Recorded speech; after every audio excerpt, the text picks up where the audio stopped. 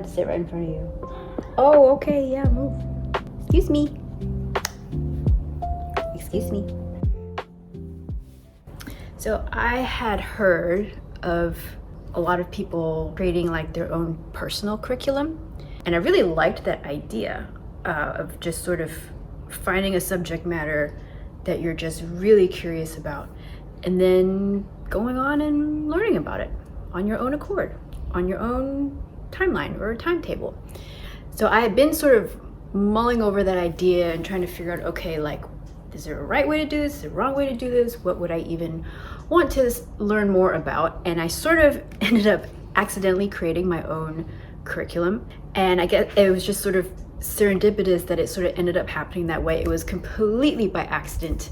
I didn't read these books back to back, but I did sort of end up reading them relatively close to one another, and relative being the key word because I am a slow reader. It was me learning more about the African American experience. You know, I've lived in this country for more than anywhere else I've ever lived in, and yet I feel quite removed from that because I am not African American, and I have always sort of lived in or been around spaces where it was mostly white people. So even though I knew some of the stuff, I really did not understand it. But I made the conscious choice to read this book. It's hefty. She's hefty. And I can't even really tell you what drew me to this in the first place, but something told me that I needed to read it. During the most difficult time of my life, I found myself really gravitating towards a lot of Black female social media accounts. Most of them were therapists. It was like they had walked through it, and not just them, but their mother, their grandmother, their great-great-grandmother. And they were sort of guiding me through it as well, with honesty, with love, but more than anything, it was just this complete validation of what I was going through.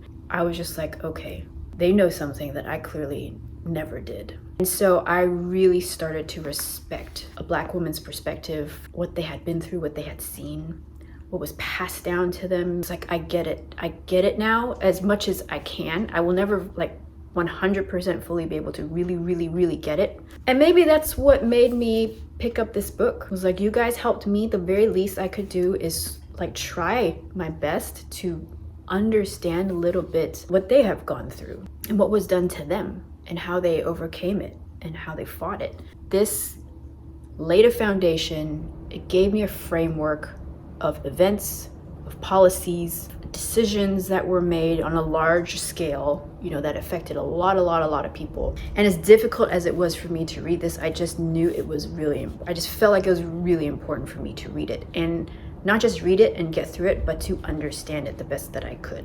I definitely didn't want to skim through it, so it took me a while to get through this because it was really hard for me to read in some places, but I feel like I'm a better person for it. It shifted the way I read future books by African American authors, which I think that's the point. It's supposed to give you a whole new perspective on something that you may not have any personal experience with. Shortly thereafter, I read this one, which I really enjoyed. It was hard to read in some places, but and I also really love Viola Davis. I just want her to be my friend.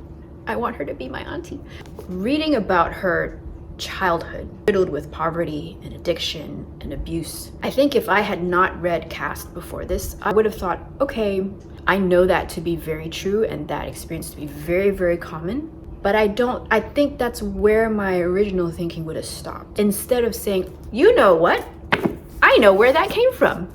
I know where it originated. I know why it is so hard to escape out of. They designed it that way. I'd say she was one of the ones who was able to break out of that cycle of poverty and addiction and abuse, whereas most people can't. I was able to read her childhood story and sort of understand it's a system. It is a whole thing completely designed to keep you in that system so that you do not rise above a certain rank. I really enjoyed reading this because I wanted to read about a first-person account. I felt like with these two books combined, it gave me a slightly deeper understanding and knowledge of her story because I had read this book before. And then a few months later, I had the courage to read this. I had heard it was, Morrison's work can be very tough to read. But I had heard that, The Bluest Eye was sort of a nice, I don't want to say a nice and gentle introduction, because it wasn't that either, but I knew I wasn't gonna be able to read Beloved or something like that. But I still wanted to read something by her. While Viola Davis was able to break free of poverty and abuse and addiction, Pekka Breedlove was not. As distressing as it was to read this, I felt like it was a very good reminder for me that, this is probably maybe more so the reality. Pekka does not make it, but she's also not granted death either in this story. She has to live with her trauma and her pain, which was inflicted on her through no fault of her own, but then was also not given any resources or help or tools or anything to be able to process what happened to her. And so she just disintegrates psychologically, and she's a child. I've never read a book like that. But I know she did it intentionally. I feel like she wanted to make the reader confront Pekka and be like, what are you gonna do when you see her walking down the street one day? Are you going to turn away and ignore her and ignore everything that was done to her and ignore the systems put in place so that she could not ever escape? Are you going to be glad that it's her and not you? All these really honest, brutally honest, confronting questions that Morrison made me sort of ask myself. Difficult to read, but again, I needed to read it.